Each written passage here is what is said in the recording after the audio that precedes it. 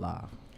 Welcome to Hardly Initiated. It is your host, Tyshawn Jackson, in the building with my co-host, Ryan Ketchens. Big facts. And listen, guys, it's 7:03, so only 3 minutes late. This is good. Matter of fact, we early because we didn't even. I don't even think we told enough people that we was doing something special. And it's been like, man, it's been so many months since we did a Monday night. It's crazy. Monday night, if you remember Monday Night Lives, drop a me in the chat right now if you remember how we used to get down on Mondays. With at least 3 E's in there. But listen, guys, tonight is something very special. So this is, Hardly Initiated. It's year 4. We're doing groundbreaking stuff, right? Yeah. And we got some special guests tonight. So we are breaking down some of the ins and outs of Love is Blind, which is got to be one of Netflix's most popular reality dating series. Yeah, that's a fact. First off, my girl, I literally get a quiz. I was a quiz weekly on what I thought about this, that, and the other. It's crazy. That's a bunch of brothers. Yeah. So right. So you pretty much get forced into watching it. And fortunately, it's dope. Love is Blind is a great show. It's a great show. That's how they hit season 9. Exactly. So, guys, and if some of us, we kind of all over the place. Y'all, for whatever reason, y'all been under a rock. You don't really know what Love is Blind is, but I'm going to let you know. Love is Blind is a dating experiment. It literally strips everything down to one question, guys, which is, can you build something real without seeing the person first? Okay? Which is crazy, right? Now, season 9 gave us some of the tough choices, big conversations, and really an inside look at how, relationships are shaped today, especially between, that dynamic between men and women, which is so crazy, right? Yeah. And so tonight is very special. We are sitting down with 2 of our favorite cast members from season 9. Absolutely. Hey, y'all, listen, tonight going to be full of surprises. So y'all better stay up in here. We're going to have a great one. And it's crazy because, yesterday, not even yesterday, but just a couple weeks ago, we had a whole big conversation about how long is too long. Right. These folks got to make a decision in a few weeks. Matter of weeks. On marriage. Yeah. So, Ryan. Very intense. Not gonna be able to do it. Ryan said he ain't. Too that ain't enough for Ryan. Listen, too tough. Something like that's too tough for me, but it's proven that it works. Right? Yeah. And so, tonight we're going to have some conversation about what did work, what didn't work, and everything in between. Yeah. So, but before we get started, before we bring on our special guest, I want you to tell them about what we're doing right now. Yeah, man. Well, look, I want to talk to the creators real quick because we got some great news. Some of y'all been posting on YouTube for months, some even years, y'all, and you still don't have a real strategy. You're talented, but inconsistent. And now you're even guessing, right? That's why your channel's not growing. So me and Ryan got tired of seeing y'all struggle and seeing y'all emails and DMs and tired of telling y'all no. So we built the Hardly Initiated YouTube Growth Accelerator, y'all. We got an 8-week coaching program where we hand you the exact system we use to run a full-time YouTube channel that reaches millions every single month. All right, so when you rock with us, it's literally going to be a personal one-on-one channel audit. We're going to get your foundation right, get you a full content strategy and branding position, get your production system right, and your analytics give you some analytics training so you know exactly what to double down on. No Big more fact. guessing, no more throwing videos at the wall, hoping it hits.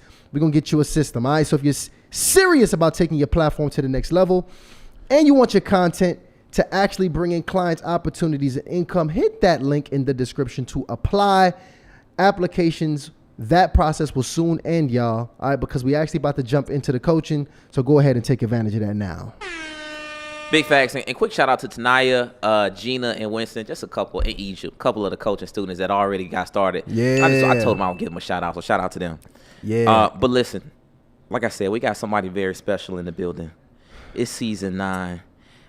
You seen the clips. I know y'all seen all the conversation online. It's been crazy, but you haven't heard the full story. Okay, and tonight we got the woman who literally had the entire internet debating, and really is at the center of one of the most talked about relationships from the entire season. Yeah. KB, welcome to Hardly Initiated. Welcome to Hardly Initiated, KB. Hey y'all, thank you for having me. Yeah, glad to have you. For sure, absolutely. It's crazy. It's crazy to see somebody. Well, it's not in person, but it's virtual, obviously. But you done seen on TV. Yeah. It's very fun. We're gonna have a fun conversation tonight. If y'all familiar with KB, drop KB in the chat right now. If you're familiar with this sister, before we get into all the fun stuff, because what we're gonna do, KB, we're gonna walk through some of the moments that a lot of people got questions on, and a lot of people really want to get your inside perspective on. But before, we're gonna get a little backstory on you, right? Because let's even talk about just this whole dating show situation, because a lot of people generally feel like the dating shows are about hookups and really getting attention. But, why personally did you choose to get on Love is Blind? I personally chose to go on Love is Blind because I feel like my type just hasn't been working, and the traditional way of dating for me hadn't been working. So I'm a travel social worker. So with me being a travel social worker, people already have a hard time trusting me. But me traveling and having to always do long distance, because I typically like a Southern man. So I'm traveling to places like Denver and California. They're not Southern states. So it's rare that you find a man in that culture, and like that's as far as Southern. And so I just needed to try something new. I wanted to find someone that would actually love me and date me for me and who I am as an individual, versus dating me for what they may like, what they want to wake up to, kind of thing. And I just wanted to try something different. I wanted someone to fall for me and actually learn me the way I've learned all my partners in the past, because I feel like I've always known my partners deeper than they've known me. Let's talk about that a little bit. Like, how were some of them past relationships? I'm a lover girl, so I think my past relationships were big learning lessons. I feel like one of the biggest lessons I had to learn in my past relationships was learning when to let go. I feel like I didn't know when to let go. I would fight, deal with the cheating, deal with the lies, deal with the different things. Granted, we're in college too. So when I have kids, I'm going to tell my kids, just try not to date in college. It's too much going on. I was in Tallahassee. So it's like 3 colleges there. You having a ball. And so, Wait, you went to FAMU? I went to FAMU. I went to FSU. I went across the railroad tracks to FSU too. Oh, Lord. That's They crazy. get kinda She turned up. crazy, Yeah, yeah. I'd have been out there at one of the fam homecomings. It was going down. Crazy. It's all the way it's going no down. bar. All right, Mhm. well, this for It's not a this, safe city to date in. this for FAMU right here. Stay off the weed. So KB, check this out, because I get what you're saying. It sounds like you was looking for something new. Okay, but Love is Blind is not taking you into a girlfriend-boyfriend situation. The goal is to get married. So before you accepted the invitation to join Love is Blind, were you confident in, you being ready for marriage? Yeah. So before I accepted going on Love is Blind, I was abstinent. I was on a journey. I was like, okay, I've been in Denver. I literally was only I was communicating on the phone with one guy, but wasn't seeing anybody in person. I was working out every day, meal prepping. I was praying. I was doing my daily devotionals. My relationship with God had gotten stronger. So it was just like, it was a lot of self-work I was doing. And I felt like I had never really healed from my past relationships, or even fully healed from the problems I had with an absent father growing up. So I just took that move away. I was living in Florida and I got the job in Denver. And so when I had got there and I was on that abstinent journey, I allowed myself to just really learn me and learn who I was. And that was the best thing I could have ever did. Wait, hold on, wait. Let me get the timelines right. When did your abstinent journey start? It started in 2022. No, 2023. It was somewhere between the end of 2022 and beginning of 2023. And what motivated you? What was like the straw that said, I got to just cut this thing off. I'm done. I was just dealing with things I shouldn't deal with. Like as we all know, me personally, I'll speak for myself. When I get physical with someone, I literally allow the common sense things to go out the window. I'm like, well, this and that is good, or well, I like this, or well, he couldn't do me like this because he treats me this way. And I felt like a lot of my logical thinking was going out the window, and I kind of never really knew my self-worth. So that I just needed to grow. I needed to take time to myself. I needed to learn a new version of me, and I needed to become the wife KB, not the girlfriend KB. So that's what really motivated it. You like that? You like that? Over here talking that talk. She said the wife KB, Yeah.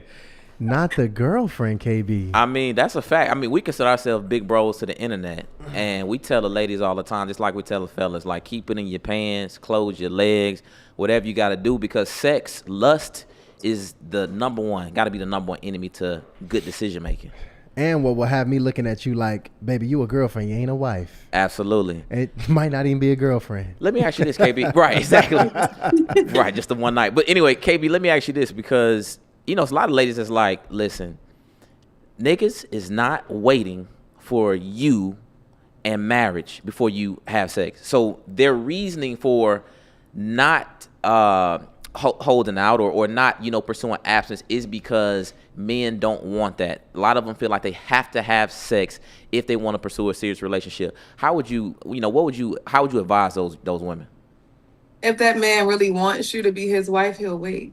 Like if that man really sees a future with you and really sees the individual that you are or the potential you have or really value you as a woman, they'll wait. Like and during that journey, there was somebody that waited, that kept waiting and was waiting. And at the end of the day, it made our bond even stronger. So Right. like I think I might have thought that at a point in time, but that's when I was kind of like thinking very premature or I was thinking for a man. But when I started thinking for myself, it changed. There you have it. Bars. There you have it right there. Well, let me ask you now, because you were trying to go from girlfriend to wife. I'm not going to say trying. Let me not try you up. But that process from girlfriend to wife, how did you know? Because obviously you went on Love is Blind. Love is Blind is about getting married. How did you know that you were ready for marriage? Well, she told us. She told us that. Did she? Yeah. I want to. Well, did you tell us? I feel like it. I feel like I knew that I was ready because I put in all the work. I feel like I did the work, I did the time, I did the self-reflecting, I did the healing. However, one of the biggest lessons I did learn in the midst of the abstinence journey and the healing was sometimes we think we've healed, but we just have removed ourselves from that situation. So in the midst of me dating Edmond, I feel like there was times where I thought I healed from something, but it's just I was removed from that environment. So when I was put back in that situation, I'm like, oh wait, I still got some work to do.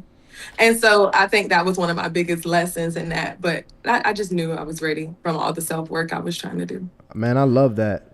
So now we got to dig into it a bit because we want to talk about pretty much how the whole relationship with you and Edmond pretty much popped off. So, and for those of you who don't know, because Yeah. maybe y'all still stuck under a rock here, KB had one of the biggest moments on Love Is Blind, season 9, with having a huge moment at the altar that everybody's talking about that we're actually going to get to. Stay tuned here to the end of the episode because we're going to kind of start from the beginning of things here. And big shout out for anybody that's in here right now. Right. Go ahead and make sure you check out the Harley Initiated store. That's where we have the Renew the Mind journals, the Harley in Love cards. KB, we got to get you one of these decks, okay? This going to make dating fun. You pop this thing open. We got 100 open-ended questions. All right? You had some good conversation. And trust me, them brothers, you're going to start weeding them out real quick. You're going to start figuring out who you type real fast, all right? Facts. So go ahead and get that in the description. Okay, so KB, I want to look back at this because, and you let me know if the timeline is right on this. So at this point, right at the proposal, the day of the proposal, I'm assuming you guys have been dating for, is it like a couple of weeks? Is that the timeline?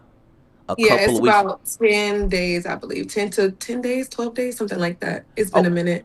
Okay, so it's a couple of weeks, you having these very intimate conversations, all without seeing each other, okay? And you get to the point where now you are in the individual pod, but across from Edmond, okay? And I love that picture because it's Netflix. We certain stuff we can't show. Yeah, we can't show y'all the video. So I want to just give, if you haven't seen it in a while or you haven't seen this particular episode, I want to break this down for you. So they're in the individual pods, still haven't seen each other, okay, and things get I would say pretty emotional and intimate because KB, you asked if you could read a letter to Edmond, and in this letter you tell him at the end that you love him. And so my question for you, KB, is what in particular, you have not seen Edmond, okay? At that point, what made you fall in love with him? I felt like he had became my best friend in that moment. Like in those pods, like yeah, I feel like it was only shown a couple of hours, not even a couple hours. I think you only see like maybe 15, 20 minutes less in the pods. We had 4-hour dates. We had 2 and 4-hour dates on the same days. We dated for 10 days, but there was, I think for 5 of those days, I only dated him. And so it was just like the fact that we could talk about anything. He was open. In the moment, like I can't read the body language. So all I heard was vulnerability. Like, okay, you're talking about things that another man typically won't talk about. Yeah, you're tearful and you're crying. He didn't cry a lot in the pods though. So coming out of the pods was different. So I think a lot of people don't understand that as well. But he didn't cry a lot in the pods. We did have moments that were tearful, which is understandable. We're talking about trauma, built up trauma. We're talking about things that there was questions I asked him about his mom that I don't think he had ever been asked before. So of course it's gonna make you tearful. Like there, Right. I'm asking and putting the situations to, like on the forefront. He's like, wait, I never even thought about that, or I never even knew that I should have this conversation with her about this. And so even me, I cried a lot. Like I think I cried like 10 days straight. I think I cried more than him in the pods.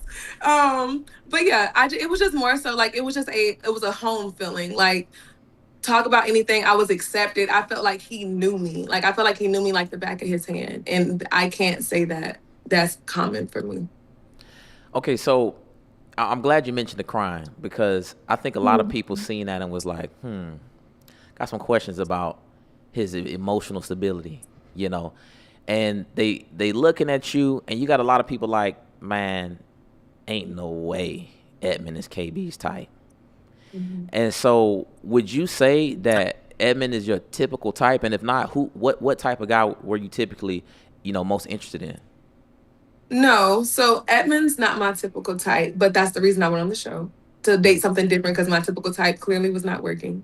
Um, my typical type, me and I don't know, like it's been so long. I feel like my type changes. So all of my exes look so different. Like they all look different. But of course, athletic build, he has that. I don't know. It's been so long since I had like the actual type. I just think you just gotta, you have to stimulate my mind. So you just honestly have to have a conversation with me and stimulate me. But I don't know. Okay, I think you skating on that one a little bit. You know what type of men you like. What's going on, KB? Let us know. You My It's typical about to type, turn to I'm Harley telling and Love. y'all. Honestly, women skate on that question altogether. They don't like saying Well, they you like know. tall and money. Right. What's wrong? I mean, what's wrong with your type? Why are you not comfortable sharing the kind of guy you like? It's not even that I'm not comfortable sharing it. Okay, let's get to it. Let's get to it. So my typical type is typically like I do like a man that's in that works out, athletic, whether that's an athlete or not an athlete. I like family oriented. Are you saying physical type or are you more so saying like how the person acts? Both actually. Yeah. So you gave us a bit of the Yeah, physical. internal and Yeah. external. Okay, so more so internal, family oriented, faith based. I can bring you around my friends. I like outgoing. I like adventurous. People that's out of their shell. You could be shy if you want. That's fine, but know how to like turn up and have a good time. I like people that like to hang out. I like to hang out, and that doesn't just mean clubbing. Um, just I don't know. Introduce me to different things. Dependable, secure. You got to be secure. Got to be secure. Yeah. And a grinder, you got to be able to grind, goal base, got goals. Let's keep grinding, pushing me as I get to push you. I come on very strong sometimes. Like if you say you got a goal, I'm going to push you towards that goal. So vice versa. I hate to just be pushing someone and they're never pushing me back, where it feels like I'm helping you grow, but you're never helping me grow. Yeah. Okay. So I did what you're saying. I think we got a clear idea. Well, I mean, I would say we have a very clear idea that Edmund may have not fit that particular description. But, then again, you said, hey, listen, I'm go ahead and move forward with Edmund. And, you say yes to his proposal. So I think that's a dilemma that a lot of ladies have. Because, I mean, they literally make countless movies on this, right? It's like the guy that you have like this crazy chemistry with. He passed all the physical standards. He does a lot of the, masculine, things that you would want, very secure. And then you got this other guy who does some nice things. I think generally people would say this is a nice person. And it's dilemma like, hey, do I go try this new thing where I'm kind of feeling it, kind of not. Maybe this is different. And then you got this other thing, which is like, hey, I've been through that already. I've dated a person like this. So let me ask you this. If a woman is caught in that dilemma, right, KB, where you really want to try something different because the old stuff didn't work, like what's the threshold for that? Like how far do you push it before you say, hey, I tried something new and this is not it? Um, I think that is just more so. That's a really good question. That's a really good question. So more so you're saying like how does a woman either go for her type and that's typically what it is, or okay, I'm gonna try something new, but that new isn't working. When do I know that new isn't enough? Exactly, because that's the debate, right? The that's because just thinking about some of the some of the feedback that came from the, I mean, it's viral moments y'all share, and that was some of the feedback is like, hey, she doesn't like this guy, and this is why she doesn't like this guy, and this is, you could look at his Instagram, you could look at her Instagram, this is why they don't make a match. But then you're clearly communicating, which makes total sense. I tried this in the past. It's time to try something different. But it seems like now you're trying something different and you catching flack for it. So that's why I'm trying to get an understanding from just your personal, thoughts on this. If you are trying something new, how far do you take it? How many chances do you give before you say, hey, look, what's new is not for me? Ah, okay, got you. I think my experimental trial, like with the marriage, would be different than maybe how I may have done it a little different in the real world. And I only say that because we both knew we were signed up for an experiment that ends at the altar. And so in that, I felt like there was no giving up. There was no, okay, I know that you're trying me, or I feel like this is something new. I just felt the need to keep making adjustments. Like, okay, this is something new. I'm learning something from it. You're learning something from it. Let's keep trying. I'm sorry, did y'all say something? No, Oh, no, you no, good.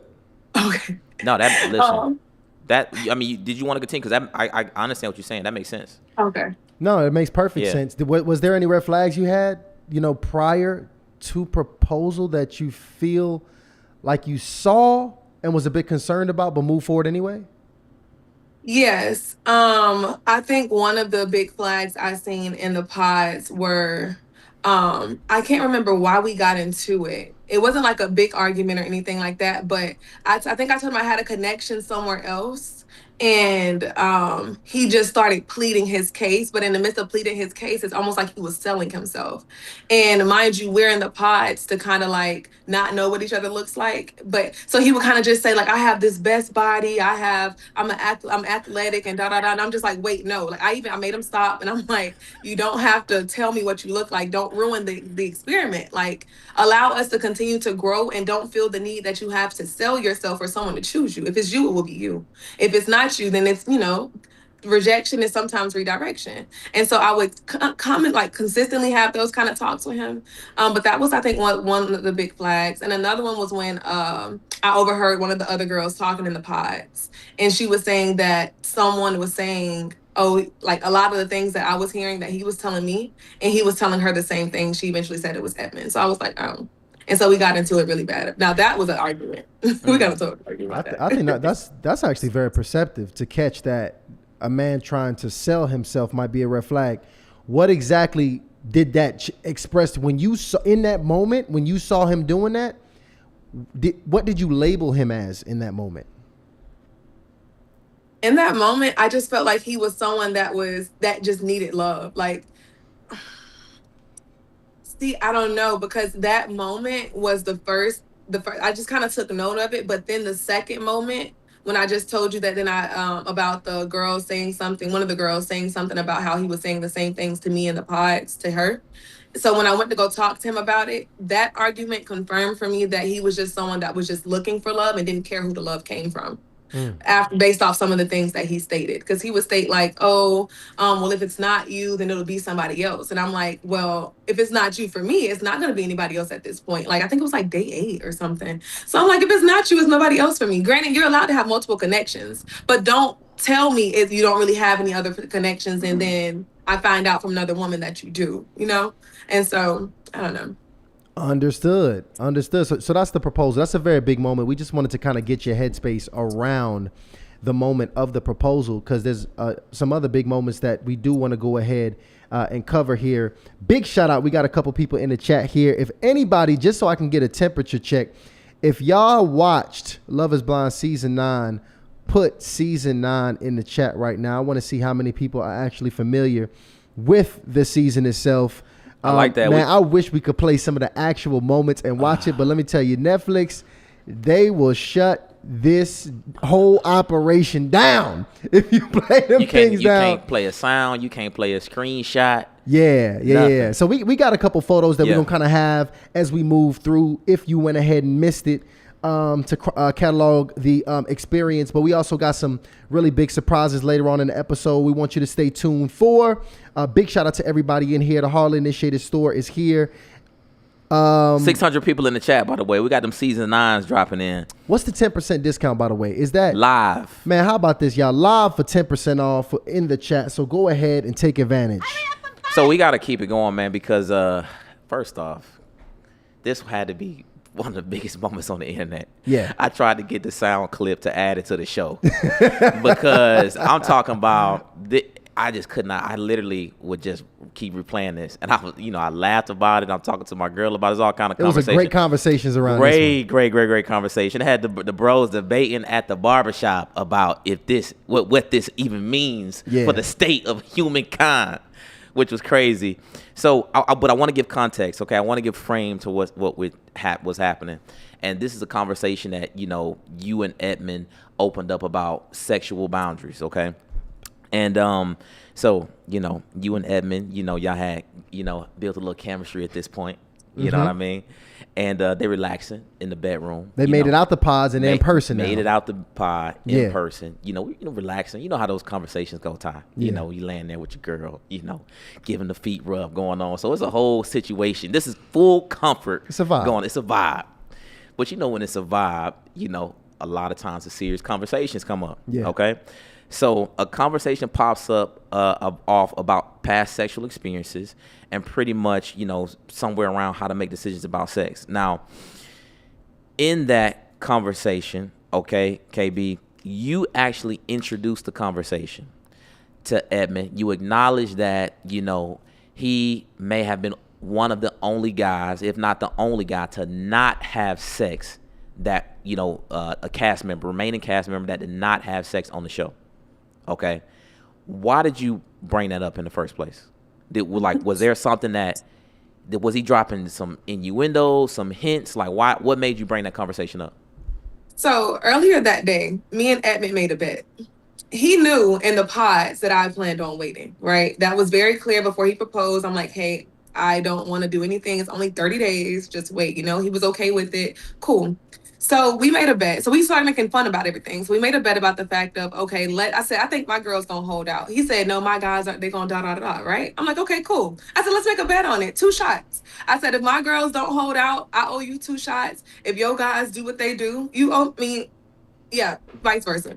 So long story short, I brought it up to say, hey, I lost the bet as discussed on the show, that the fact that everybody did whatever they wanted to do. That's the only reason it was brought up. It wasn't brought up to be malicious or to throw it in his face or anything. We literally laughed about it when we made the bet. I'm very competitive, so I would make a bet about anything.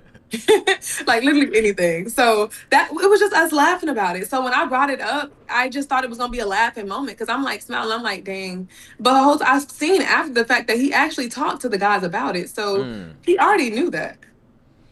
Because the common conversation online was the reason she's not having sex with him is because she actually does not like him. Mm-hmm. So is there any level of truth to that? What would you say to people that was pretty much making those claims? You would think they knew me. You would think they knew me. I do not have a type for real. So as far as physical, if we were to look at Edmond and look at some of my exes or some of the people I've entertained, they'll be like, oh, KB just be doing stuff. It's not black and white for me. It's all gray. And so, I don't know. I've tried not even coming back to some of that stuff because they don't know me. I think a lot of them were actually, what's the word? I can't think of it, but they were projecting on me. They wanted me to feel the way that way because that's how they feel, but they can't speak for me. Me liking him, I actually loved him at the time. I will always have love for him, but I actually loved him at times. So it's not about me liking him. I loved him. But however, I loved him so much that I needed it to make sense. And I needed to feel whatever that situation was going to be at the time. And that being so early and everything that was going on and me trying to put the face to the emotional connections and everything like that, I just needed it to make sense. I didn't want to just be doing it just to do it. Didn't want to just do it just to please him. No, I needed to make sense for me. And for additional context, everybody, KB literally communicated that essentially she really wanted to wait, and that all the other cast members had already had sex, which pretty much brought the conversation of Edmond, really essentially expressing concerns. And your past sexual history ended up getting brought up into the conversation because you communicated that in the past you had some guys that you let wait, and also there was some guys that did not wait. And you could tell you saw the emotion and the frustration build up in Edmond when he was very confused at the decision making. And we saw how he reacted. He literally screeched. He screeched in that moment. That was the emotion. It was just overwhelming to him. What was going through your mind when he reacted that way? I was confused. I was honestly, truly confused. He knew all of this. And I know a lot of people are thinking that I brought up my sexual history first. Edmond knew the sexual history in the pods. We talked about everything. And that one, people keep saying multiple, that one scenario that me and him talked about in the pods, he mentioned it first. I'm just more direct than Edmond is. So he stated, what about the people you didn't make wait? That was him saying it without saying it. So I went ahead and got straight to it. So it wasn't me throwing it in his face. He had already mentioned it. And me and him knew that what he was talking about and what he was referencing. Because we had the moments in the pods where we were just sitting there talking like besties. So he's sharing stories, I'm sharing stories, we giggling, we taking shots, and we just talking. Just talking as like we knew each other forever.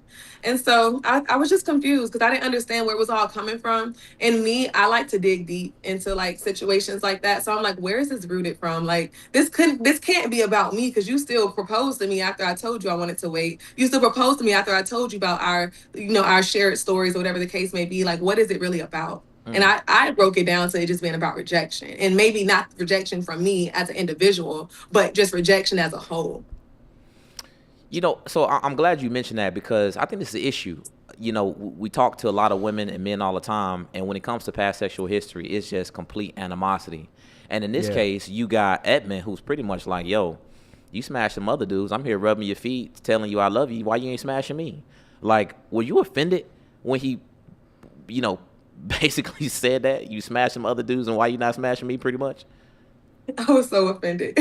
And I hate how like understanding I am, because I really try to put myself in someone else's shoes, and I'm like, okay, your logic makes sense. Don't get me wrong. Like, I'm not saying your logic doesn't make any sense. I'm not gonna gas like you and make you feel like you're crazy. No, your logic makes sense. But I was very offended because I'm like, why are we talking about this right now? We're supposed to be giggling. I'm supposed to be taking 2 shots because I lost, and we're supposed to cuddle and go to bed. Like, what is going on here? Why are you losing it? But we were drunk, so I just put it as he was just under the influence.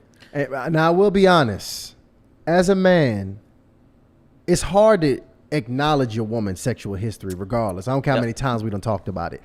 And one of the things that I think you stated that can confuse a lot of men, and even probably assault and offend other men, is you communicated that you made some men wait, and other men that you didn't see a future with, those were the men you had sex with on the first night. So talk to me about that. Why was your decision, like, what's the logic behind that decision making? I see a future with him, I wait with him, no future with this guy, he gets sex. Okay. So I'm gonna just clarify, it wasn't those men, it was just one. That situation was She said, moment of clarity. I want to know who. But I was in college. I was in Tallahassee. I had a little fun or whatever, here nor there. It more so for me, it's just about like disposable. Somebody that I looked at as fun, as a good time, not a long time. That situation, it was just like, okay, like, me and you don't align. Like, we're both attractive. We got whatever we got going on. I'm in college, you in this certain career. Cool. We can have a good time, not a long time. However, the people that I've actually wanted to build with, the people that I'm like, okay, no, you could hurt my feelings. Like, no, I see a future with you. Like, no, anything after that, actually. I realize I'm not a, what's the word I'm looking for? I'm not a go with the flow kind of girl. I can't just do things just to do it. I learned that about myself after that situation. Mm. So it's more so in the sense of to protect myself and also to be more intent with my actions. It's just, I'm trying to figure out how to word this in the best way. It's just, I would rather make sure that we're on the same page and on the same intent before we get into the do. Like I know what the do does to people's mental, your emotions. You will take things that you shouldn't be dealing with. And so I don't even think I answered your question all the way. No, Let no, me well, see. see, I think this is, I guess a better question would be, has that changed with how you operate now? Was that more so, a way you operate in the past now? Or is it still to this day, if I don't see a future with this guy, I'll still operate in this way just so I can have my needs met? Oh, that was a one and done situation. I'm too Mm. sensitive. Like that Mm. doesn't work for me. Even though that was a fun kind of thing, we're just doing it just to do it. It doesn't feel good. It's almost like that post clarity that everybody talks about. Like women get that too. You wake up and you just like, why did I just do that? Like Ugh. I didn't need to get that feeling that many times. I'm just like, okay, I don't like how that felt. I felt disgusted. I'm just like, okay, like I'd rather this be something intentional. I'd rather this be something with someone that wants to go outside with me and take me on dates, or someone that wants to get to know me and wants to love on me and things like that. But I'd also rather wait to make sure that's what we're really working towards. Because sometimes I feel like men, they'll tell you, oh, hey, I want you, I want to pursue you. Then they get what they want out of you. And then all of a sudden they're not texting back for real. That date that y'all had planned a week from now, you're not going. The communication isn't the same, that you don't even get good mornings anymore. Like I'd rather just weed all that out and let's really see and let's focus on what really matters and without being blurred mentally kind of thing. Okay, there we go. So first of all, let's give Hand clap KB a for hand clap on that one. that. She changed your life, baby. Because I ain't know we was going to have to big bro you up here. Right. Get your ass right on the show here. Shout out to KB. She done got it out. All right? I like that. That was So- the FAMU days. I get it. Right, and things change. Oh, And KB, God. listen, I'm with you. Things change. We've been Oh. growing and changing 'Cause right in first front of off, people's eyes, You just don't like want to you. know my past, KB. Right. But Yes, listen, I was young and I was an athlete at FAMU. It was just so much emotion all at once. It's just like, dang. So you live in the moment, you have fun, but it's about protecting yourself as well. agree. And so I want to talk about, because speaking of protecting yourself, I think respect is a big part of that. Not only respect for yourself, but learning how to gauge respect for others. And sometimes it takes a while to be able to grow and kind of make a decision on how you respect somebody. And other times it can happen very quickly. And in this case, you having a conversation, an intimate conversation, in an intimate moment with Edmond, and he literally like screeches, "I'm too fucking nice." This is his response to you in that moment. And I think it's very clear what literally millions of people thought of what that moment signified, because it went incredibly viral. But you being a woman that is there present in that situation, and you get this dude, he rubbing your feet, you having this intimate conversation, you talking about what you won't do and what you will do with your body, and his response is, "I'm too fucking nice." What was your respect level for Edmond at that very moment? I think a lot of respect went out the window for a moment. And I mean for a moment because I'm very forgiving. So I'm able to like, okay, let me hear your point of view. Are you apologetic and this kind of thing? But I believe like at that moment, my respect level did drop because it's like, are you telling me you're rubbing my feet? You're being nice to your fiance. You're being a sweetheart all for sex? Like instead of doing it just because you're like, no, I'm trying to get to know you. Like not having sex made you this angry. Like it was kind of I didn't know the situation was that bad in the moment either. Like I was there, I was in it. Mm. But even afterwards, I was having to ask some of like our team members, and I was like, because they were like coming over and checking on me, like, "Are you okay?" He's outside in the hallway, like screaming, crying, and I'm like, I said, "Is that him crying?" And they were like, "Yeah," and I'm like, and I think also because we were under the influence. So don't get me wrong, I was drunk as well, and so I'm like, was it that bad? And they were like, yeah. They wouldn't say yes, but some of them would just kind of like nod their head, yeah, and I'm just like, okay. Like, okay. And I'm like, okay, let me just sit back and think. Because the reason why we even stopped filming is because I told them to cut the cameras off. So I knew it was getting too intense, but Yeah, I think a lot of like it just made me view him a little different in the moment. But again, I'm just so damn forgiving. So like and understanding. So I tried to Wow, give you him. you would have. I mean, that's like inside info because Yeah. you can't see that what happened after. No, you can't. You don't see what the continued emotional reaction from that. So it turned into a real thing where you're saying you had to tell them in that, like, while you're in the bed you had to or was it like after y'all kind of left the situation you had to tell them to stop filming? No, so I initially tried to hear him out. And it wasn't like no, it wasn't like they were filming inappropriately or anything like that. It was just I was just over it. Like I got fed Mm. up. So more so of that sense, not like it was inappropriate or anything. But we were talking so long ago. We were talking about the situation. He did that screech. I tried to understand him. We're talking about it. Then he got very like let me find a better word than sassy. He kind of got like he would like he would mock me. Like he would start mocking me. Like he would be like, I can't really fully remember, but I just know he started mocking me and I was like, I understand where you're coming from. And he was like, now you understand where I'm coming from. Now you get this and da da da. And I'm just like, bro, like you already disrespected me. This is my mindset. I'm like, you already disrespected me. I'm sitting here putting the disrespect aside to help you understand and process this, but you're still disrespecting me and now you're mocking me. So I was just like, you know what? I said, stop talking to me. I rolled over and I said, they can get out with the cameras. I felt so bad. I had to apologize to him the next day because I think I might have cussed too. But yeah. And then he went outside screaming, crying. But it was just a lot going on. Wow. That is That's a lot. that is That is a crazy. lot. That is a whole lot. And I'm thank you for that context too, because Yeah. that's that That's what behind the you scenes we couldn't see. that's what you don't see. And all of that is shaping the decision making. I agree. All of that is shaping the decision making because it's again you seeing what's going on and off camera, which we're gonna talk about in Yeah. just a bit as well. Is there anything else you wanted to kind of capture in this moment? I mean, I feel like I just got so many questions. I'm gonna just ask one more because I want to talk about that altar moment. There was a moment. I don't know if we had that photo, but that you guys, man. First off, Love Is Blind does a great job of creating these moments because I'm like wherever y'all was at, that background, that mountain, sitting on that cliff. I'm like, I need to be there with my joint. It was beautiful. It was beautiful. But y'all are having a conversation, and it pretty much get to the point. It sounds like a little bit of that back and forth that you said happened off camera, where you going back and forth, and then you just like, yo, shut up, stop talking to me, bitch.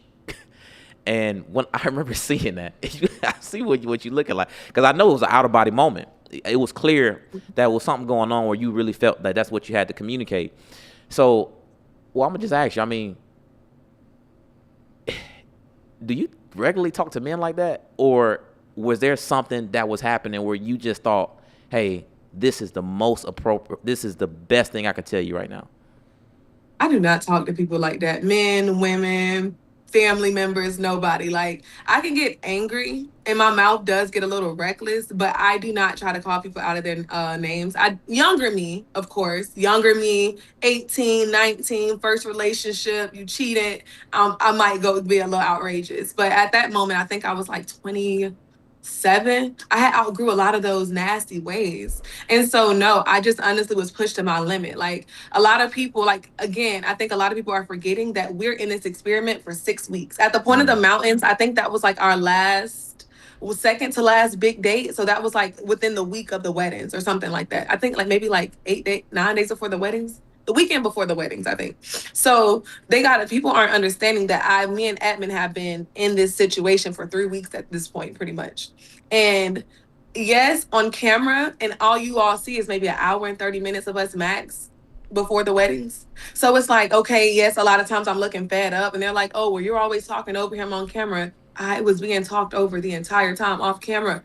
I was being mocked every time we mm. talked, like to each other. Like we could never have a true like conversation when there's conflict because I'm either getting stared at, like I'll ask him something and he's like, and I'm like, you're not gonna answer me. And he's like, I'm like, all right, I'll just wait till the cameras come out so you can talk to me because you're not going to talk to me right now. Or I was just fed up. The mocking, the mimicking. I think that's the word I'm looking for. Mimicking. The mimicking is what did it the most.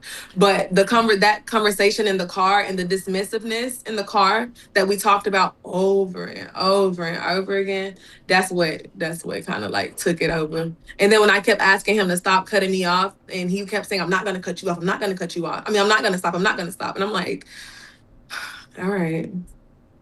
I still regret that though. I shouldn't have called that man out his name. I never that I hate that that's attached to me as a person because that's not who I am. I just truly had reached my mark. Like I was so fed up, wits end. Ugh, it was so distasteful though. I don't do that. I promise. I try not to anyway. I believe you. I really believe you. And we've had our own moments where we kind of got, well, me in particular, got out of pocket, and it just so happened to be caught, and thousands of people see it. But yeah, I actually believe that you don't typically talk to people like that. But I do think that there are times in relationships you'll never see that, right? You saw that moment with y'all on camera, but you'll never. I mean, there's so many relationships where the man is only contributing fuel to the flames, and it gets so hot and so intense that something like that does come out, and you say things that you actually don't want to say. So I do think that although you were caught in a vulnerable moment for communicating that, I do think that that's just the reality when people are not on the same page with how to communicate and how to deal with each other. And so Yeah. I don't it's I don't think you should ever call nobody their name, but I really don't blame you for that situation. I just can't. I gotta be honest about that. Damn. I really don't. Damn. I just think because I don't think a woman just says stuff like that. I think for somebody, most people, they have to be pushed to call you, because everybody knows where happens after you say that. The relationship dynamic is completely changed right after that. Is that, and let's talk about that. At that moment, did you pretty much make your mind that it was a wrap, that you did not want to be with with him in that moment, or was there still some hope left? I still had hope. I think it was more so like logic. I just was battling with myself. Like I think in the one point I literally said I'll take the ring off and throw it. Like I was so fed up. Like it was almost like out of body, like me being out of body for sure. So like, yeah, I think in that moment I was like, I'm done with this. I'm over it. But I'm trying to talk to him. I'm still trying to coach him through it in a sense. Like I naturally just do that though. Like when I'm trying to communicate with somebody, trying to coach somebody through the communication. Like okay, I'm here. I'm listening. You could tell me. But yeah, in that moment, and I think even when he came and apologized, like in a sense, like I was almost ready to just like end it there. I was just like, okay, like Wow. mentally, like we can just let's just call it a wrap. Like that's what I was thinking prior to him coming into the house and things like that. But then seeing him with the flowers, I'm like, okay, maybe he's trying, maybe he's learning. It's such a short experiment though. So like I think I had way more grace than I would have any other time. So I'm just like, okay, I get it's a lot. It's a lot that we both were going through on both ends. Like I'm not perfect. So like I'm also helping, not even helping him in a sense, because to him it might not look like help, but it's just like he hadn't dealt with the trauma from his mom. So due to him never dealing with the trauma from his mom and me being the person that I am, and I just keep like, okay, well, let's talk about this. Or, well, I think I'm triggering you. Like, I think you shut down on me because I'm reminding you of a Black woman that's similar to your mom. I think you're taking me coming at you or being direct as aggressiveness when honestly, I'm just being honest with you. But maybe you're not used to that, or you're not used to it looking this way. Or it was just so many. And a lot of those things just wasn't, it just, you can't show everything. But yeah, it was a lot on both of us, I would say. Well, there you have it, y'all. Big shout out to everybody in the chat. We got KB in the building from Love is Blind Season 9 on a surprise live here on a Monday night. Right. All right, we bringing it back. Y'all know we don't usually do this, but we doing it here for y'all tonight. And we're about to get into one of the most explosive moments, the most memorable moment, the moment at the altar, the rejection that went all over the internet, shade room, spiritual word, everything else. That was one of the biggest conversations. So we're about to get into it in just a few. Yeah, I mean, this is the thing. It's two sides to the story, okay? That's a fact. And we heard quite a bit from KB. And the thing about, I think a lot of men, we in this position, because I think on both sides of the fence, you got a lot of perfectionism going on, a lot of thoughts of, who I am and, what this is. And you don't really consider the other side of things, And I think as men, the amount of times we ask a woman for feedback from a relationship that didn't work out, or even from a relationship that you in, is it's little. Very little. It's little. So after hearing everything you saying, I'm curious to know what Edmond actually thinks about the things you're saying, and if he has even heard of these things. Okay. So do we have Edmond? Guys, we got a surprise for you tonight. We're going to actually bring the other side of the story in. Edmond, welcome to the conversation here. Hey. What's popping with you, Edmond? How you feeling, brother? Oh, blessed and highly favored. Definitely blessed.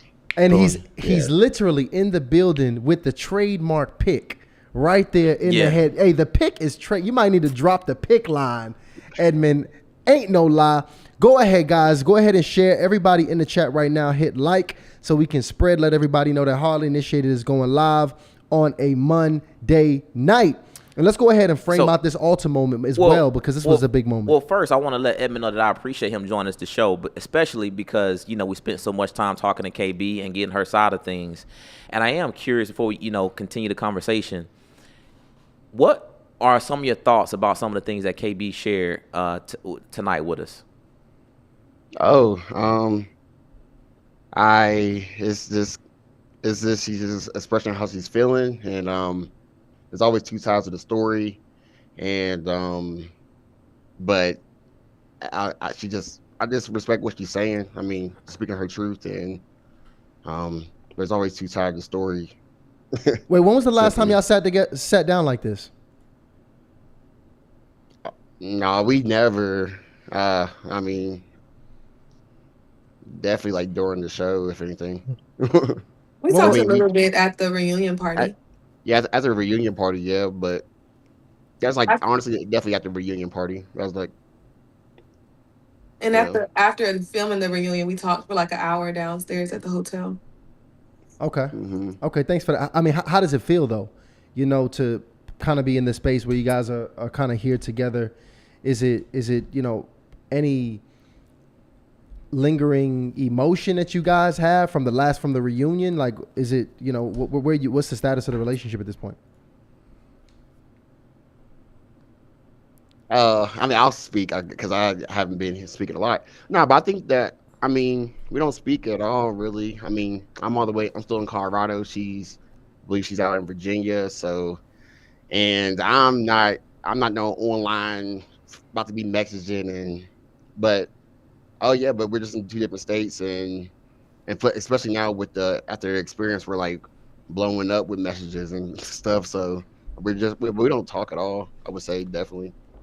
Now, Edmond, we looked at a lot of those moments, and obviously we heard KB's side on those things. So I won't go back to every single thing, but all of the interactions y'all have had was pretty much at least the most polarizing ones was showcased on the screen in front of millions of people. I mean, based on what KB walked us through with some of those big things that happened, is there anything that stood out in particular that just kind of caught you off guard, or something that you just really had no idea she thought? I think that, like, as myself, I can only speak for myself, but I really try my best to be good, and then at the same time I'm human, so I'm gonna be human to certain. But what I'm saying though, simply though, is that I just know she refers to like off camera stuff, and I can never like prove that I was really did my best and treated her with respect. But I think when the off the camera stuff is mentioned, it just seems like ain't nothing good off camera mainly. And there was a lot, I think also too, with the experience though, there were so many great moments with KB, and in that live moment of like the altar, it just came down to me to figure out, like, am I able to accept her for how great she is, or things she has her flaws. And then but also I just think the experience, especially after the edits, it like highlighted all the conflict and drama, and then like you guys speak on the drama, and that makes sense to why we weren't compatible. But there were many undocumented moments that I know in that exact moment I was like, I know that I'm really thankful for her. I got every reason to say yeah. if that makes any sense. But I just think right now after the edits, it's like only the conflict and drama, and it makes sense to why it was not. Hey man, Yeah. let me ask you this question, bro. Like, just from here and sitting down, obviously you was able to hear what KB stated the entire time. Is what your side of things, is it consistent with what she's communicated, or were there some surprises based on what was communicated? Oh, there's like I wish I would just say simply that like after the bed scene, I took it in that live moment. I definitely took it as she was having relations with multiple people, and I know, and I'm thinking about us, but also I'm thinking about myself, and I know with like sex and it makes me grow emotionally for someone, and just her in that exact moment, of course, I just it definitely it scar when I think about the moment, it just scars me a little bit. But in that exact moment, I was just really sad and um just embarrassed because I thought she was having relations with multiple people, and they getting something very sacred.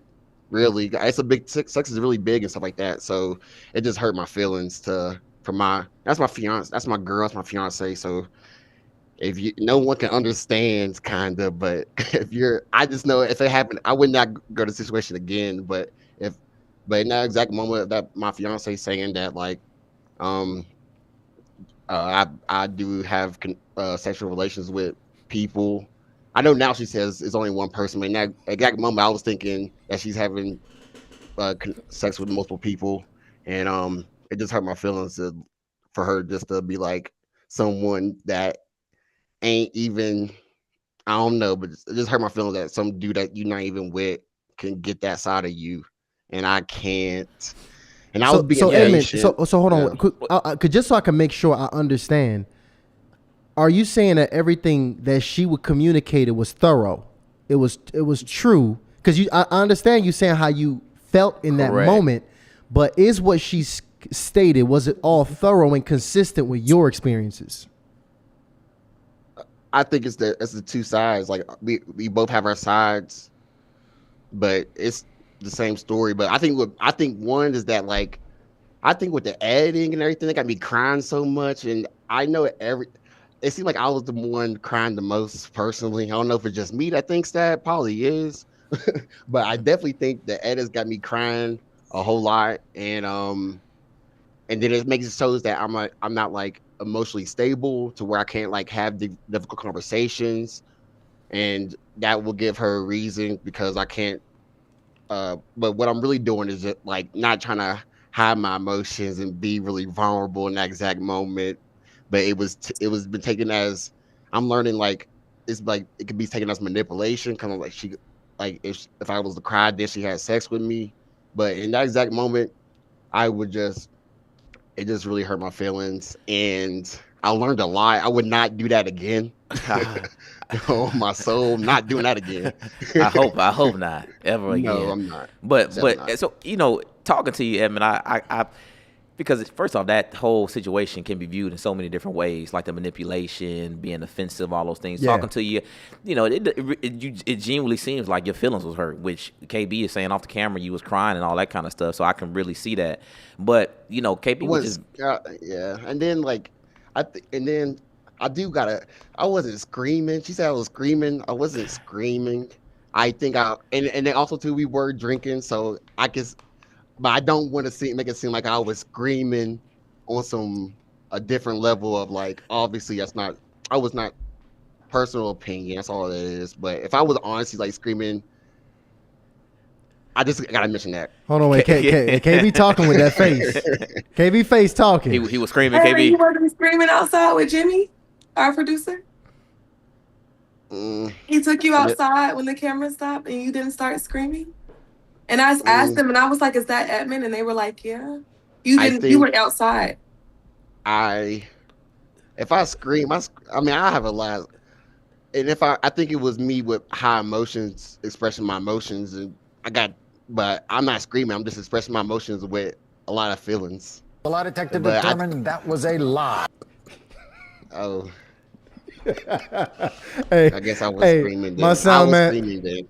And I think it's like, and it's the thing that sucks is that like it's like I feel like there's times when I speak my truth, it's only true to me and people that's how the whole thing goes. Like I speak my truth, some people will believe me. She speak her truth, people will believe her, and that puts us in a situation to accept the people that Yeah. believes you or not. And I, And, yeah, I and I got you. want Well, to, I hold on, want sorry, I got you go because ahead. I do want to move to KB and just talk about this altar moment because Yeah. that's really the biggest moment from the relationship. But really quick, I want to ask you because KB was very clear about her boundaries and kind of how she felt about the relationship and how things could look if they were to progress. Have you, and the reason I mention that because I'm just curious, have you ever dated a woman like KB before? oh no, I never date a woman like KB now. And what would you say is some of those, unique differences? She is. I mean, she was. I think. Well, one, I would say that she was definitely really beautiful. I get intimidated by like really beautiful women because have an insecurity of just like she being too beautiful, like she's too beautiful, so most men gonna want her. But I think my first thing that she was too beautiful, and of course she was my first first black woman I've been with, and um I think mainly just like I was just her beauty.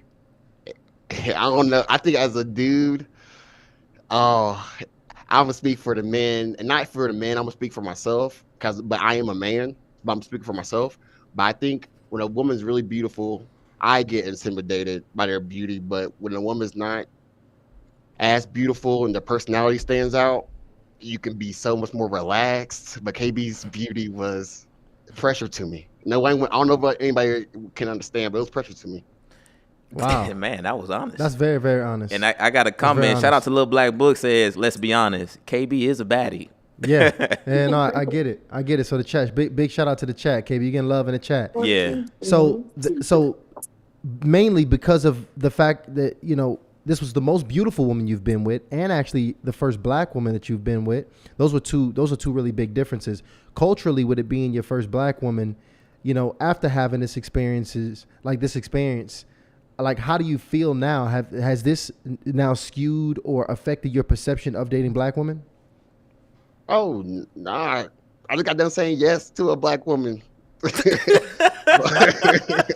So He said he like, down what? with That it. was my first. That was my first chance. I'm like, woo, first chance, child. I ain't missed my moment. So KB got him in the game. All right, KB, KB you got him got in him the right. You got him right, game. KB. All right. Is there a black person here? All right. So there it goes. All right. So let's actually go to KB here because Okay, so it's decision making time. Just framing it. yeah, It's decision making time. KB, you and Edmond are at the altar amongst friends and family. And show that picture, by the way, Yeah, Lionel, so they literally, can see she's it. in looking beautiful. Both of them suited up. She's got the wedding gown on, and this is really what most people probably describe as a dream wedding. It's the best setting, and the moment gets very emotional right before KB. You essentially just say no and reject Edmond at the altar. So I'm just very curious, KB, what in totality, why go through the entire process just to say no at the very end? So, unfortunately, I did not know my answer before getting up to the altar. Mm. Um, I had talked to Edmund a couple times, like in the house, like, hey, we had a meeting with his friends, and his friends asked me, "Are you 100% yes?" I said, "No, I'm not 100% yes. Some days I'm yes, some days I'm no." It's a very fast tracked experiment. Outside of meeting with his friends, I felt like me and Edmund, we talked about it a lot, or not often. I would be like, if I told you no at the altar, it would be because of these behaviors. If I tell you yes, it's because I feel like, of course it's yes. And so we had that conversation a couple times. And so leading up to the altar, I just truly didn't know my answer. Like, I didn't know if I wanted to choose him, if I wanted to choose myself, if I wanted to choose us. Like, I just didn't know. But right before, my mom actually walked me down the aisle. And right before the gates opened for us to walk down the aisle, she looked me in my face and she was like, "You always choose everyone else. It's okay if you choose yourself." And so that resonated with me. Got to the altar. I'm standing there looking at him in his eyes. We're just smiling, we're reminiscing, we're talking, and I'm just like, okay, this is the lover boy Edmond. This is my lead baby that I fell for, kind of thing. And so we're just having our moment. But then once they asked me pretty much what my answer was, it kind of, my like heart just sunk to my chest, because I'm like, dang, I can't do it. Like, I've been so stressed. I had, like, it was just a lot going on between me and him. And like he stated, don't get me wrong, we did have our good moments, but in 4 weeks, I felt like we should have had more good than bad. But it's not even saying that we didn't have more good than bad. It's just the bad really outweighed the good for a marriage. Like, maybe if we had more time to date, in a sense, but it was just still so much that went on, to where it was like, I have my final answer right here, right now, when the lady kind of asked me that question. Makes sense. And Edmund, you, the other half of that situation, in your mind, what did you think KB's decision would be? I I was thinking yes, and then I'm not gonna say I was deeply like really surprised she said no. Um, but I think what I had to do was just block out what she's feeling and find what I'm feeling. So like I definitely think in that moment I was like I just leaned just like how I feel, and yeah. But I think I thought she was gonna say yeah, but then also I could see why she would say no. But I was like, let me just get back to like it come down to me, and And why was there doubt? Why do you think that there was a possibility she would say no? Was there a specific moment? uh oh yeah, I mean I think just mainly like there was no sexual chemistry and stuff, so that was a little indicator, and Hold then on, wait, like what do you mean by that? When you say there was no sexual chemistry, what do you mean by sexual chemistry? yeah, I think not sexual chemistry. But there was no sex. Like that's what I mean. There was definitely sexual chemistry. And me and KB also like we did open up on that level, and but when it came down to like really us with being like physical, the physical sexual chemistry wasn't there. So hold on, wait. This, Let me just confirm. You feel like if you guys would have had sex prior, then she would have said yes.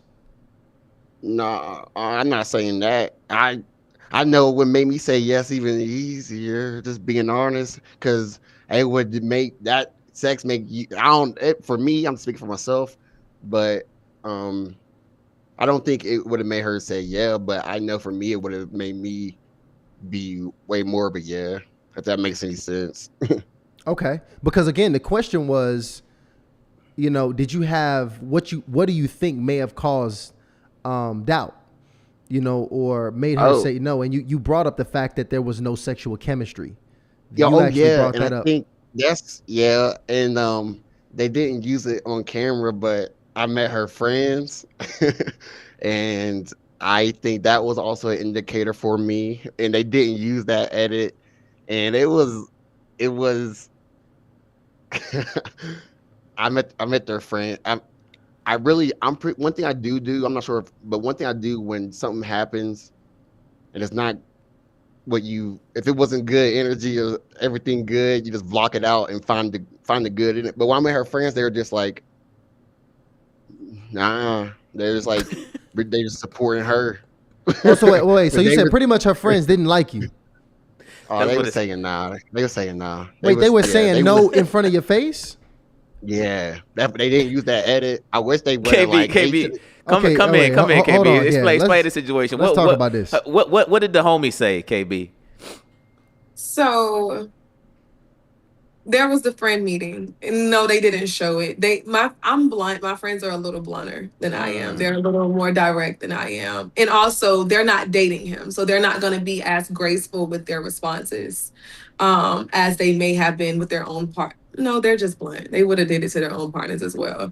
But I think the reference, and correct me if I'm wrong, Edmond, that he's referring to is when he asked them like, do you think, I'm sorry, it's not funny, but it was just the way that they were so damn blunt. He asked them, he was like, do y'all think me and KB are gonna get married? And they both responded like at the same time and said no.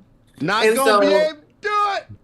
yeah, and so that really did. I seen it affect him. So I went over and I kind of like hugged him from the back because he was sitting in the chair. So I kind of went over just to kind of show him like some reassurance and let him know like their opinions don't matter at the end of the day. And my friends know that they don't matter. They do. Girls know. And hold on, like, hold on, KB. And how long was this moment from the actual decision being made? probably what, 2 weeks. So this is probably 2 weeks into because we once we're in the city, we're there for 4 weeks before the wedding. So I think this was like halfway through the us being in physical, like as in person. And by the way, this is before the like even the snowmobile incident and before the scene in the bed. Before all those things happened. No. The scene in the bed was the honeymoon. So Okay. that happens fresh out of the pod. So then that I think we met my friends before dress fittings, but after, I think it might have been after the rodeo. So I think it might have been that in between. So after the rodeo, but before dress fittings. So before the snowmobile, but after the rodeo. So that's really important. I'm happy that you captured a scene that we missed because I think both of you guys have communicated that there were things off camera that were missed. And obviously, Love is Blind is a highly produced show. So what they choose to put in and not, those are big decisions that they make. Was there another defining moment that we missed, KB, that had a lot to do with your decision that you made at the altar? He might not like this, but when he tried to take Casey to the bathroom, that was the Yeah, let me next speak. big. Yeah, I could Go do got ahead. speak. Yeah, so the Casey to the bathroom thing. Yeah, so initially I was walking to the living room to the living room, and but KB took it as the bathroom, and throughout that time, it's like whatever she say, that's the case. But the main thing I say I wasn't taking her to the bathroom, and then Evan, also be another thing, honest. and I'm sorry. Be yeah, honest. honestly, and then also too, this is the thing. As I've grown and I'm in therapy. I got like 4 more sessions of therapy coming up, so I'm about to celebrate at the end of it. But what I'm saying though is in that exact moment, I was walking to the living room, which is like toward the bathroom as well. But the main thing, I never took her to the bathroom, and KB kept rocking with me. I ain't do the same thing again. So like it was just like you gotta like forgive me. But I didn't take it to the bathroom. I didn't do it again. And I never made it to the Hold on, bathroom. Now, wait. Edmond, did you? Those Yeah. kind of contradict. You said you didn't do it again and you didn't do it. So Did you? you can't not do it again if you never did it. So did you do it? I Ever? never took her to the bath. I never took her to the bathroom. Was your Only person intent? Was your intent to take her to the bathroom? my intent was to take her to like there's like a little hallway toward the near the bathroom, but I was not going to take that girl into the bathroom. Well, I mean, Was the there better an question. intent to hook up? I'm not stupid to hook up with a girl in our apartment while my girl in there. That's stupid. I would not do something stupid like that. That's stupid. So where is this coming from at all then? Like where were you leading her? What was the intent? That this particular was moment just about to talk to her about like I don't think I could talk to her about his KB or whatever, but where it really I never even said nothing to her. It's just me taking her to the bathroom, which I wasn't and I never did, and it was like that was the moment for her to make clarity of. And I didn't even take her to the bathroom, and I wasn't even going to the bathroom. Hold on, wait, KB. Give me a take on this because I didn't get to hear you give me detail. What's your perspective? So before I even go into it, Edmund, we talked about it at the reunion, and Casey confirmed at the reunion that you tried to take her to the bathroom. That just didn't make the editing of the reunion thing. No, I But think okay, go no, ahead. what KB doing, I think like I some people, I think the more you say it, it ain't gonna become true. But sometimes, I know with me, it's like if you keep, I'm just gonna give you what you want to hear because I do. That's one thing I got better with But I think in that moment, I was like just trying to make you make you hear what you want to hear, so I can get through it, and so we could get over the conflict and the problem. But I'm trying to. Are you talking about at the reunion? You were just trying to help us get over the conflict and the problem. I said Casey confirmed it. That's it. I, Casey confirmed it. But what happened was you came in the bathroom with me, China, and Casey was in the bathroom. You came in, I was doing my hair. You walked past China, said something very slick to her because she wasn't drinking. You just looked at me. I don't even think you looked at me. You told Casey, come with you, right? Casey followed behind you. Y'all walked out of the closet. Y'all walked our bathroom, closet, then the bedroom. So y'all did that. Then you went through, she followed you. You're saying that the bathroom is near the living room when you literally the kitchen, the living room. You walked through the other bathroom is like that. The balcony is this way. You went like that to go to the bathroom. Your homeboy was in the bathroom. His girl was in the kitchen. On your way to the bathroom, you went to go noggle the knob of the bathroom door. The girl in the kitchen said, so and so is in the bathroom. You seen the doorknob was not before you cut me off. You seen the doorknob was locked, right? Then you turned around. You looked me dead in my face and was like, and your mouth dropped. And you was like, oh. And I was like, what would you finna do? And you looked at Casey and said, Casey, let's take a shot. I didn't get an answer for that situation until right up until I got the flowers. I was supposed to meet your mom the day after that. So it was a lot going on. And yes, okay, I could have left, but in the same, but I'm just trying to process. And at the end of the day, I'm giving you the benefit of the doubt. So I was trying to understand, like, why were you trying to take her to the bathroom? That's when you were giving me those stares. You went out, ended up going out, I think that same night with your friends. You were just staring at me. You wouldn't answer me. Then when you did come back to the house, okay, go ahead. You could talk. So I got a question. So if I did admit I'll go take her to the bathroom, that would have made like you would have been like, oh, okay. Well, just don't. What would you have done if I was like, yeah, I'll go take her to the bathroom?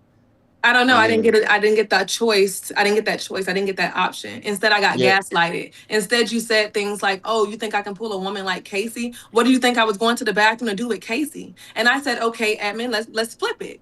Because you tried to make it seem like I was tripping for feeling away. And I said, let's flip it. You know, at the time, my type was athletes. I said, so let's say I go to the bathroom with this athlete and I come out and you see it. I said, you're not going to feel away? You said, yeah, I would feel away, but you still did not admit what it was. Until the reunion for the first time is when you said, oh, I was trying to take Casey to the bathroom to talk about me and KB's relationship. That was the first explanation I fully got from it. Other than that, you said that you didn't remember it during the time of filming. You was like, I don't really remember it, but I believe that I did it, and I'm sorry. And I accept your apology after that.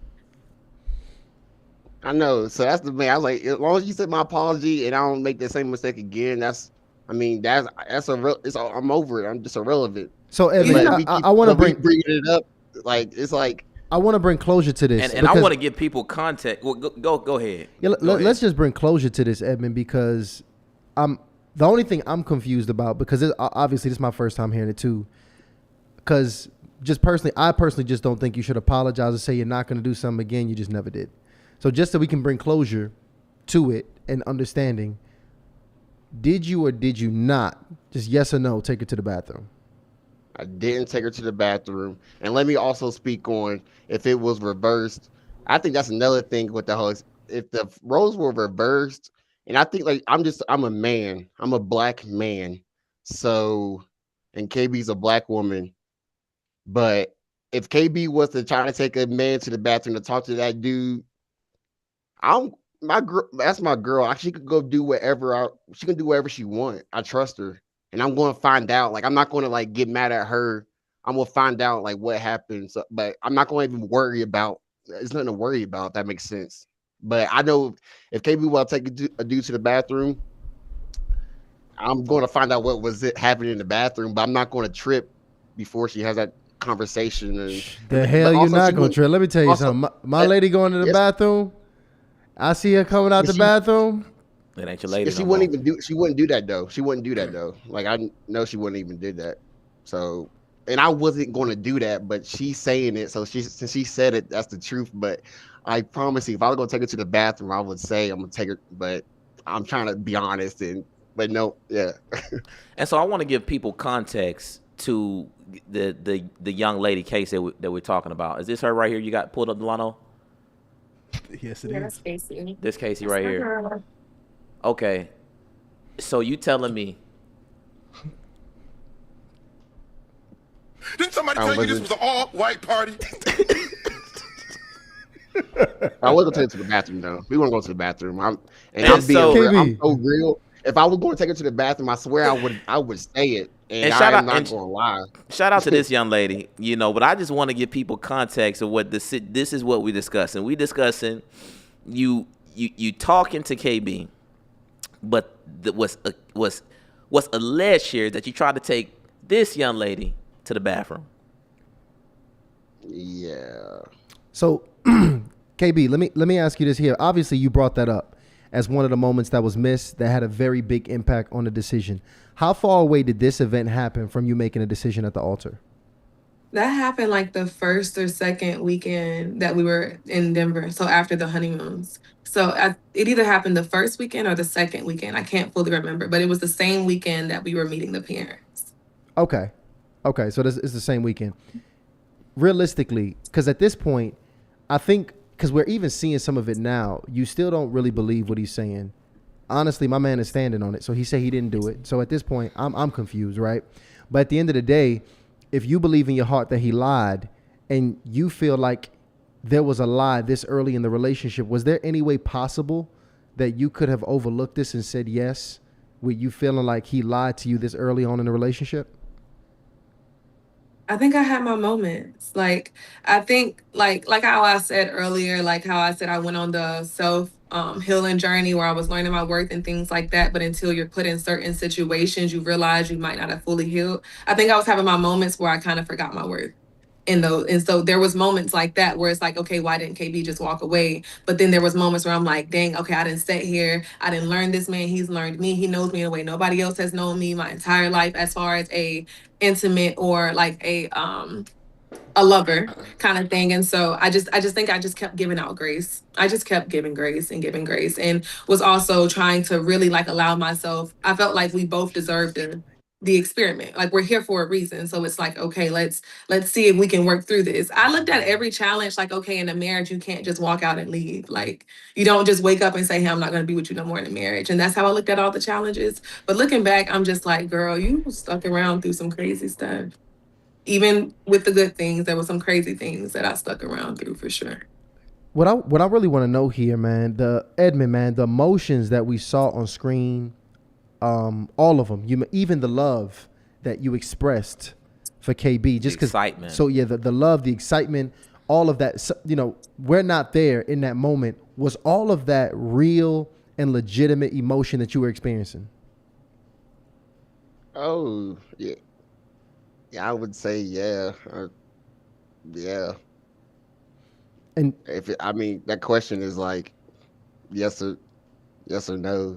yeah, no, it But- is. It is. It's no trick. It's not a trick question at all, because I know personally, man, from experiencing love and being in love, that's not something that you can just get out of. And obviously, that altar incident wasn't even that long ago. So would you even say that you still have feelings for KB up until this point? Oh, nah. I mean, I think with KB, it's like,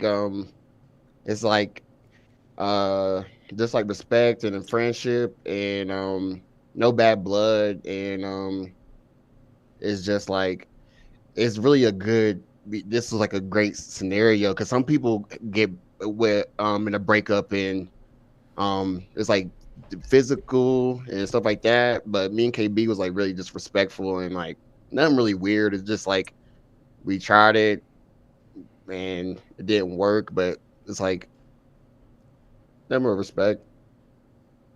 And based on what you know of KB, if she had said yes, let's say at the altar, do you feel like you guys would have been able to create a healthy and successful union and marriage long term? Oh, certainly. That's what I'm saying. I thought all that before I was saying yes at the altar, but definitely, I was just like very positive and optimistic and weighed the good with the bad and known like I know how much better I was going to be as a man with her and see how she was going to help me grow and but I literally with KB I was definitely understood why I said yeah and I had I think for the nose I think the only nose I had was her friends but they don't matter to me because it's about me and KB but their opinion does weigh a little bit but it came back down to that's my fiance. I don't I can get cool with her friends. Like they weren't like really they were still accepting of me to to a level extent. And but if KB would have chose me, they definitely would have been more accepting of me because KB chose me. So like that's the ultimate fact I came with that. So but I had every reason to say yeah. If I can give you a hypothetical situation where KB reaches back out to you, she says, "You know what? Let's get this thing a second try." Would you even be open to a relationship with KB? I think that's God right there. But I think like I would just I don't know how to answer that because that's a hypothetical that I'm really speechless. I got that's a lot I got to think on and I just can't say yeah because Fair.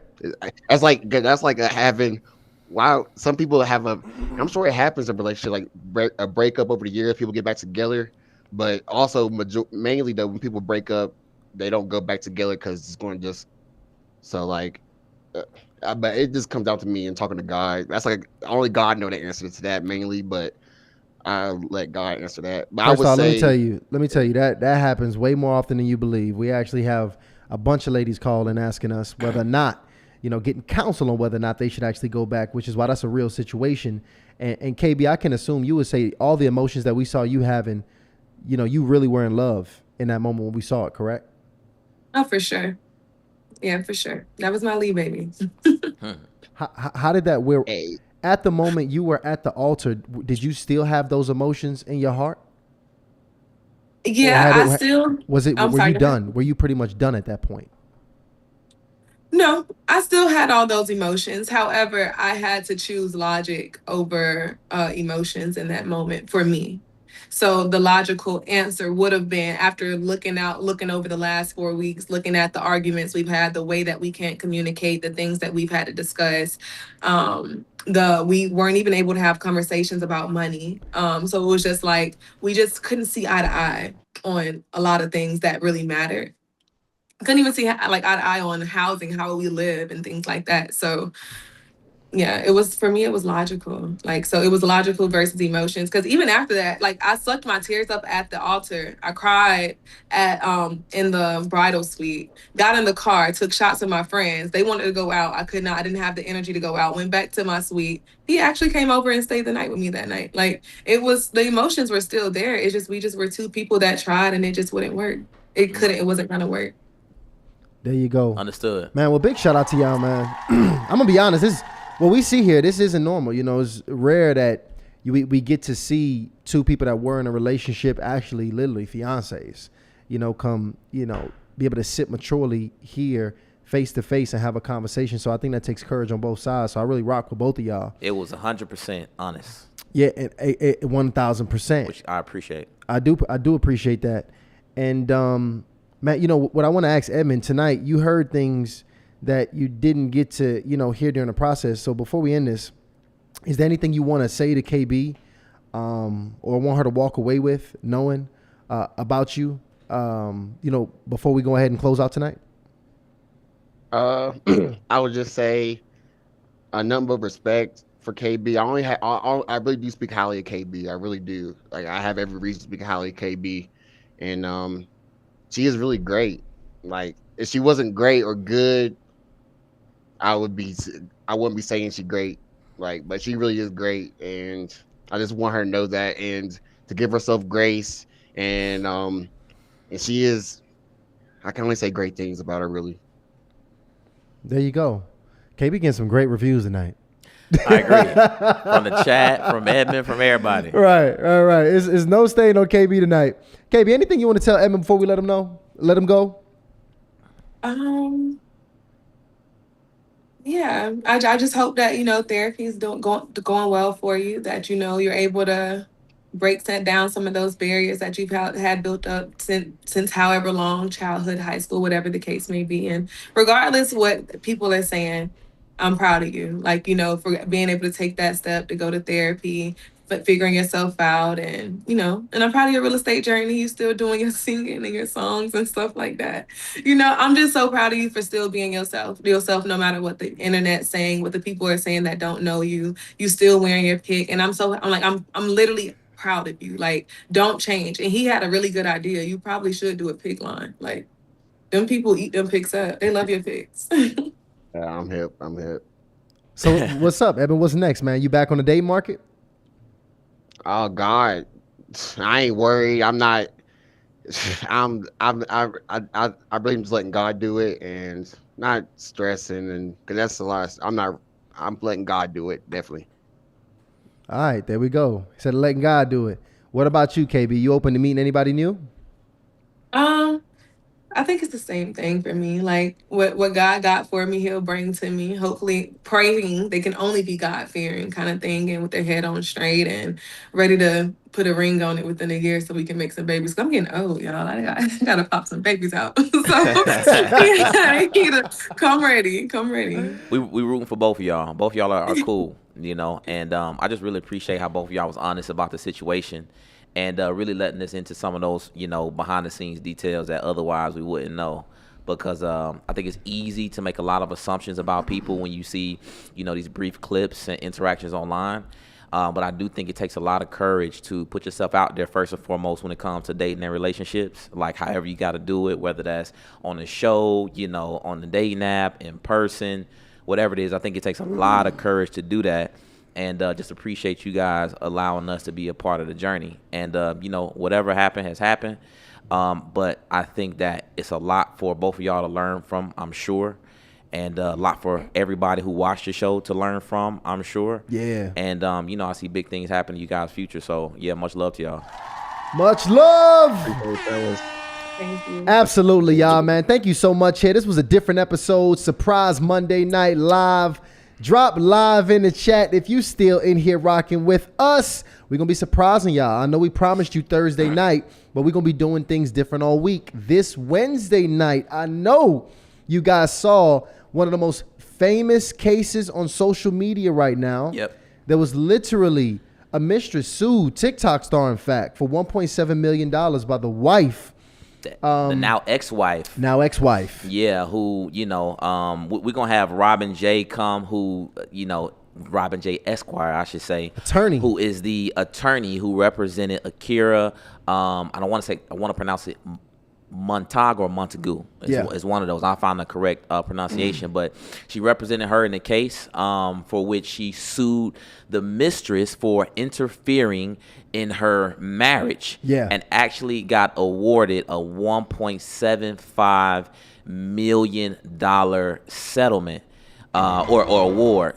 Or whatever it's called. We're going to find out. That's why we got the attorney to join us so she can give us some clarity on this entire situation. But yeah, it's a groundbreaking case. Scandalous to say the least. But you know how we do. We bring, viral relationship testimonies and stories and cases to the platform, and we're going to dissect it. We're going to break it down. We're going to let you know exactly what's going on, what happened, why it happened, how it happened, how to protect yourself, and what this really means for relationships moving forward. Yeah, it's a lot to learn.